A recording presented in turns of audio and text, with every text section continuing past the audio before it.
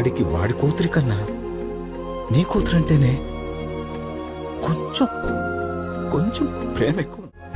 యష్ణ అంత మర్చిపోయి 6 ఏళ్ళు అయిందా? ఈ 6 ఏళ్లలో ఎంత ప్రపంచం చూసింది. నువ్వున్నావు, నేనున్నా, తన ఫ్రెండ్స్, ఫ్యామిలీ ఇవన్నీ పక్కన పెట్టి రెండోసారి కూడా వాడినే వెళ్లి ప్రేమిస్తే మనం ఏం చేయగలం?